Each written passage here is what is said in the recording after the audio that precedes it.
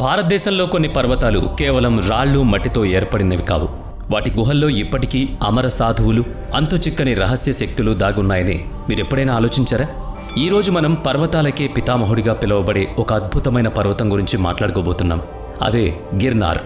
గిర్నార్ గుహలు సాధారణమైనవి కావు. ఇక్కడ నివసించే సాధువుల వయస్సు 200 లేదా 300 సంవత్సరాలు. వారిని కాలానికి అతిథులుగా చెబుతారు. అసలు గిర్నార్ అనేది కేవలం ఒక పర్వతమా, లేక ఏదైనా అలౌకిక లోకానికి ఉన్న రహస్య ద్వారమా? ఈ పర్వతం రాళ్ల కుప్ప మాత్రమే కాదు, ఇదొక మ్యాజికల్ ప్రపంచం.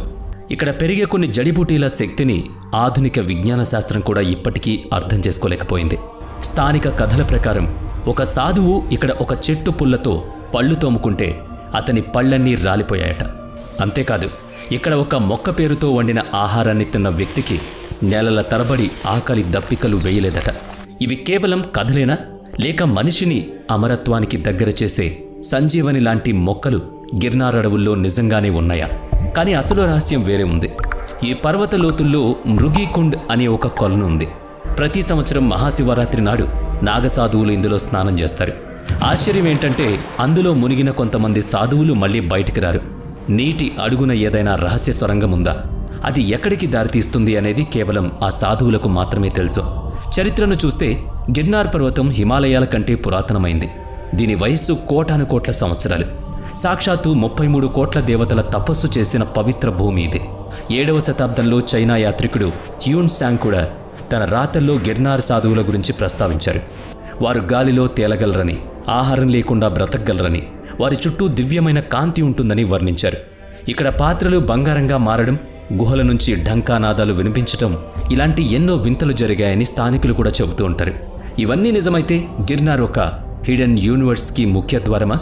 ఈరోజు మనం గిర్నార్ పర్వత రహస్య యాత్రను మొదలుపెట్టబోతున్నాం. అసలు దీన్ని దేవతల నగరమని ఎందుకంటారు? 10,000 మెట్లు ఎక్కి లక్షలాది మంది ఇక్కడికి ఎందుకు వస్తారు? ఆ రహస్యాలన్నీ ఈ సిరీస్లో తెలుసుకోబోతున్నాం. అందుకే ఈ వీడియోని ఇక్కడ స్కిప్ చేయకుండా పూర్తిగా చూడండి. ఎందుకంటే ఇప్పుడు మీరు చూడబోయేది మీ నమ్మకాన్ని, తర్కాన్ని మరియు మీ చేతన సవాలును. ఈ విషయాలు కేవలం చరిత్ర లేదా సైన్స్ మాత్రమే కాదు, ఇవి శాస్త్రాలకు అతీతంగా ఉండేది. గుజరాత్లోని జునాగఢ్లో ఉన్న గిర్నార్ పర్వతం ఏమాత్రం సాధారణమైంది కాదు. ఇది హిమాలయాల కంటే పురాతనమైంది. అందుకే అన్ని పర్వతాల్లో దీన్ని భీష్మ పితామహుడు అని పిలుస్తారు. ఇక్కడ ప్రతి రాయిలో, ప్రతి గుహలో ఒక వింత శక్తి దాగుంది.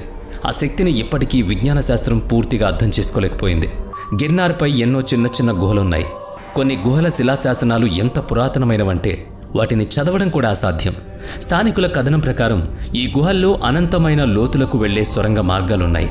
ఆశ్చర్యకరమైన విషయం ఏంటంటే కేవలం దివ్య దృష్టి కలిగిన సాధువులు మాత్రమే ఈ మార్గాల్లోకి ప్రవేశించగలుగుతారు.